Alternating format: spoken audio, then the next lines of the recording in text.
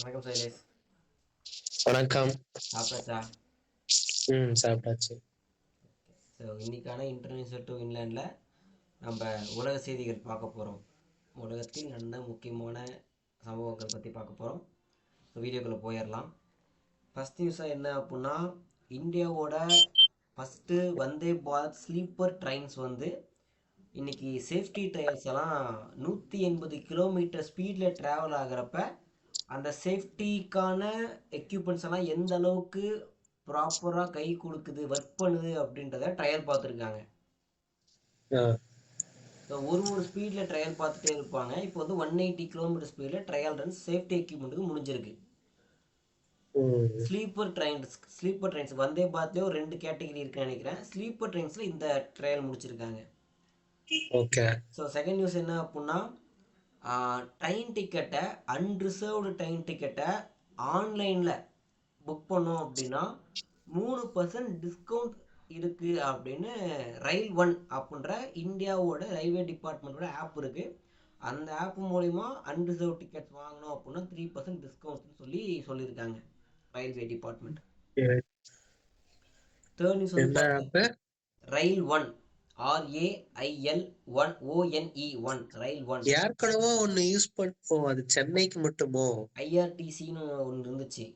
இல்ல இல்ல, அந்த வேர் இஸ் மை ட்ரெயின். இல்ல அது இல்ல வந்து இல்ல. அது ட்ரெயின் எங்கே ஜஸ்ட் இது இருக்குன்னு பாக்குறதுக்கு தெரிஞ்சுக்கிறதுக்கு மட்டும்தான். வேற ஏதோ ஒரு பார்ட். அந்த UTS சொல்லிட்டு.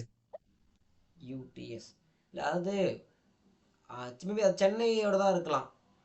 ஆ, ஆ, சென்னை ஸ்டேட்டுக்கு, சென்னை சிட்டிக்கான மட்டும் தான் இருக்கலாம். அட்லீஸ்ட் தமிழ்நாடு ஸ்டேட் தான் இருக்கலாம். தமிழ்நாடு ஸ்டேட் ரயில்வே டிபார்ட்மெண்ட் தான் இருக்கலாம். But okay. Indian railway department இதை சொல்லியிருக்காங்க, ரயில் ஒன் அப்படின்னு சொல்லியிருக்காங்க. ஸோ தேர்ட் நியூஸ் என்ன ஓகே. அப்படின்னா, டெல்லி கவர்மெண்ட் வந்து ஐஐடி கான்பூர் கூட கொலாப் பண்ணலான்ற ஒரு பிளான்ல இருக்காங்க. எதுக்காக அப்படின்னா, ஏஐ பவர் மூலயமா, ஏஐயோட ஹெல்ப்போட ஏர் பொல்யூஷனை எப்படி கண்ட்ரோலுக்கு கொண்டு வரது அப்படின்ற அந்த கான்செப்டுக்கு. ம், ஸோ பிளான்ஸ், ஐஐடி கான்பூரும் கவர்மெண்ட்டும் சேர்ந்து இந்த ப்ரோக்ராமை கொண்டு போகலாம் அப்படின்ற பிளானிங்கில் இருக்காங்க. ம், ஃபோர்த் நியூஸ் என்ன அப்படின்னா, இந்தியாவோட ஃபார்ம்னா ஃபார்மாசூட்டிக்கல், கேட்குதா ஸ்பெல்லிங்? கேக்குது. ஃபார்மா, என்னது ஃபார்மான்னு சொன்னால் ஃபார்ம்ஸ்க்கு போயிடும். மெடிக்கல் சம்மந்தப்பட்ட விஷயங்கள், ஃபார்மாசூட்டிக்கல்ஸ். ஓகே, அந்த வார்த்தை மட்டும் எனக்கு வாயிலே வரதில்லை. ஸோ இந்தியாவோட எக்ஸ்போர்ட்ஸ் வந்து பார்த்தீங்கன்னா பிரேசிலுக்கும் ஜெர்மனிக்கும் அதிகமாக இனிமேல் பண்ணப்படும். ஏன்னா மார்க்கெட்டை டைவர்சிஃபை பண்ணணும் அப்படின்ற ஐடியாவில் இங்கேருந்து மருந்துகள் தயாரிக்கப்பட்டு அமெரிக்காவுக்கு தான் போய்கிட்டு இருந்துச்சு அதிகபட்ச அளவில். இப்போ அமெரிக்காவையும் தாண்டி மார்க்கெட்டை டைவர்சிஃபை பண்ணணும் அப்படின்றதுனால பிரேசிலுக்கும் ஜெர்மனிக்கும் இந்த எக்ஸ்போர்ட்ஸை வந்து டைவர்சிஃபை பண்ணியிருக்காங்க. ம், பண்ணுறதுக்கான நடவடிக்கைகள் போய்கிட்டு இருக்கு, மன்னிக்கணும். ஃபிஃப்த் நியூஸ் என்ன அப்படின்னா, ஆஸ்திரேலியா இந்தியாவோட பொருட்கள் மேலே 100% டேரிஃப் போட்டிருந்தாங்க.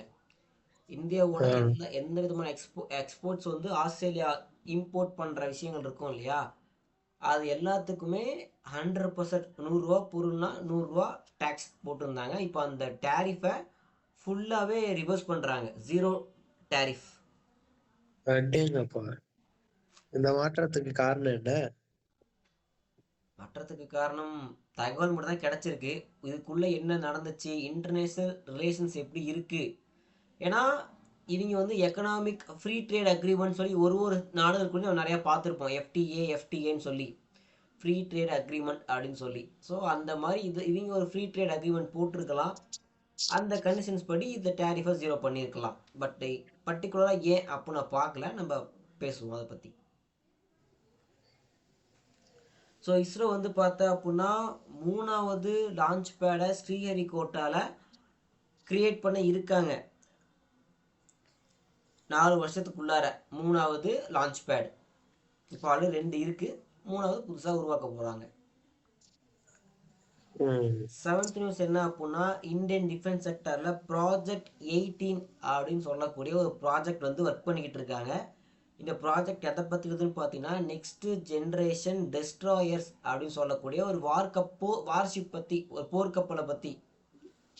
இப்போ இந்த நெக்ஸ்ட் ஜென்ரேஷன் வார்ஷிப் அப்படின்றதுல என்ன இருக்க போகுது அப்படின்னா, 144 ஏவுகணைகளை தாங்கி செல்லக்கூடிய கெப்பாசிட்டியும், அது பாலிஸ்டிக் மிசைலாக இருந்தாலும் சரி, மொத்தமாக 144 மிசைல்ஸ் வந்து கேரி பண்ண முடியும்.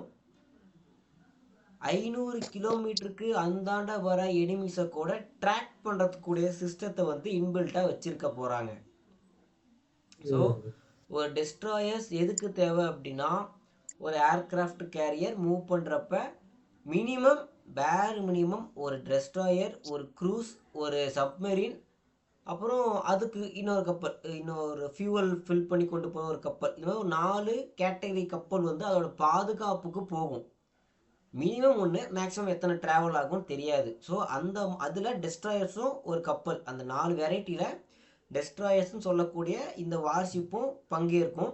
இப்போ இந்த நெக்ஸ்ட் ஜென்ரேஷன் ப்ராஜெக்ட் 18 வந்துச்சு அப்படின்னா, இது போய் அங்கே அந்த ஒர்க்குக்கு இதையும் யூஸ் பண்ணுவாங்க.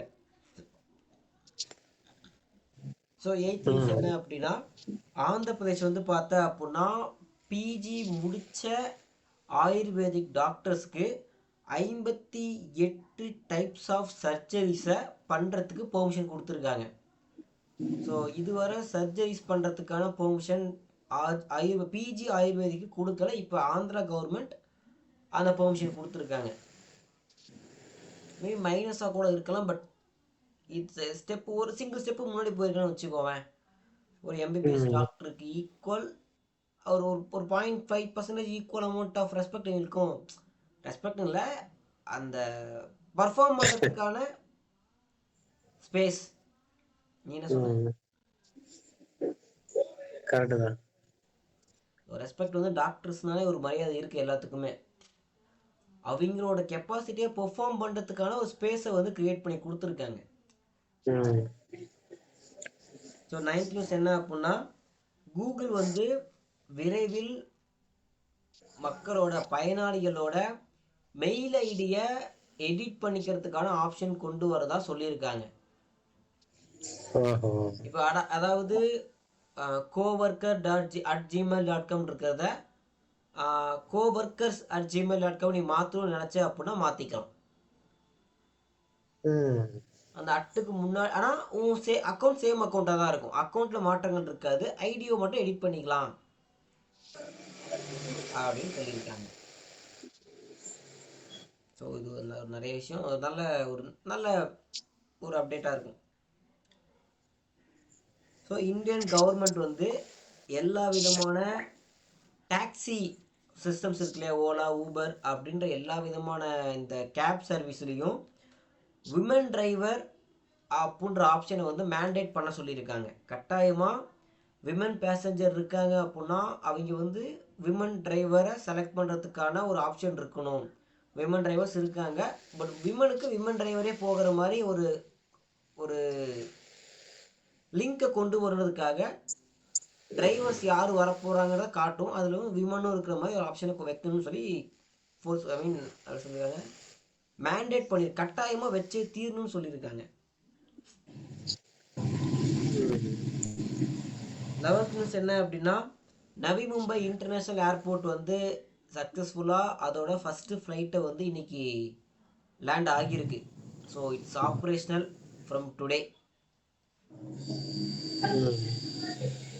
ஸோ 12th நியூஸ் என்ன அப்படின்னா, யூபி பேஸ்டு, அதாவது உத்தரப்பிரதேசத்தில் இருந்து ஆப்ரேட் பண்ணக்கூடிய இல்லை உத்தரப்பிரதேசத்தை தாய் நிலமாக கொண்ட ஒரு ஏர்வேஸ் கம்பெனி, ஒரு ஏரோப்ளைன் கம்பெனி, ரொம்ப டெக்னிக்கலாக போக சிரமப்படுறோம், ஒரு ஏரோப்ளைன் கம்பெனி வந்து தொடங்குறாங்க.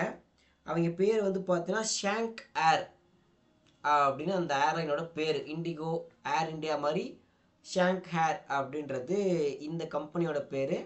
இவங்க 2026 ஃபஸ்ட்டு குவார்ட்டர், ஜானா ஃபெப்பா மார்ச்சான்னு சொல்லலை, ஆனால் 2026 ஃபர்ஸ்ட் குவார்ட்டர்ல இருந்து ஸ்டார்ட் பண்ணுவதா சொல்லியிருக்காங்க.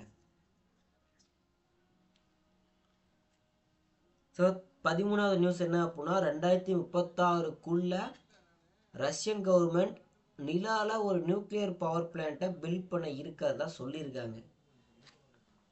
இது எப்படி பாசிபிள்? ஏன்னா நிலாவை யாரும் கிளைம் பண்ணல, எங்களுது உங்களுதுன்னு, ஹியூமன் கைண்டுக்கே சொந்தமானது. எப்படி நிலால nuclear power plant, how is it possible?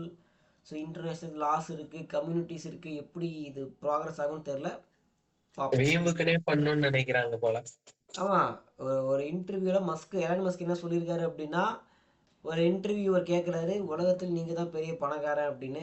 அவர் யோசிச்சுட்டு இல்லைல்ல, புட்டின் தான், பிரசிடென்ட் புட்டின் தான் வந்து விளாடிமிர் புட்டின் தான் உலகத்தின் மிகப்பெரிய பணக்காரன். எப்படி சொல்கிறீங்க அப்படின்னா, ஒரு ஒரு பெரிய ஃபிலாசபர் சொன்ன ஒரு கருத்து இது.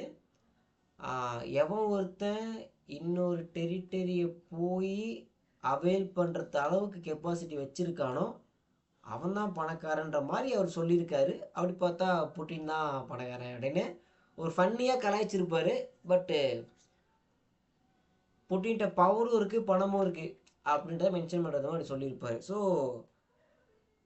இது எப்படி கொண்டு போகிறாங்க? ஏன்னா இன்னைக்கு உலகம் பைப்போலார் இல்லை, மல்டிபோலார் ஆயிடுச்சு.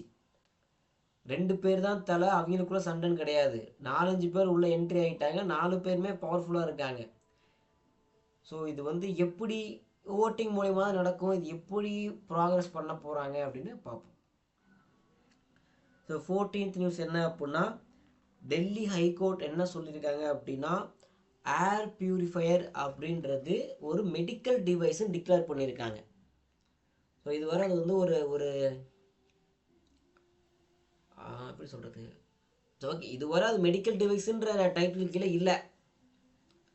அது எக்ஸ்ட்ரா ஒரு வீட்டை டெக்கரேட் பண்ணுறதுக்கு, வீட்டுக்கு உபயோகம் படக்கூடிய இப்போ ஒரு வேக்கம் ரோபோட் மாதிரி அது ஒரு பொருள், உபயோகப்படக்கூடிய ஒரு பொருளாக இருந்துச்சு. பட் அந்த பொருளை டெல்லி ஹைகோர்ட் மெடிக்கல் டிவைஸ் அப்படின்ற டைட்டில் கீழே கொண்டு வந்திருக்காங்க.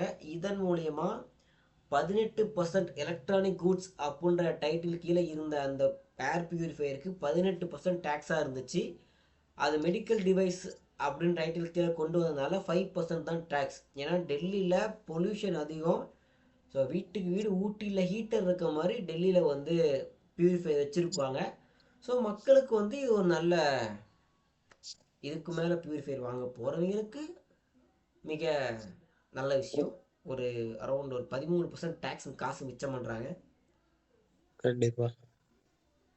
ஸோ இன்னைக்கான தகவல்கள் இவ்வளோ தான். ஸோ இதே மாதிரி இன்னொரு நாள் இன்னொரு வீடியோவில் பார்க்கலாம். நன்றி, வணக்கம்.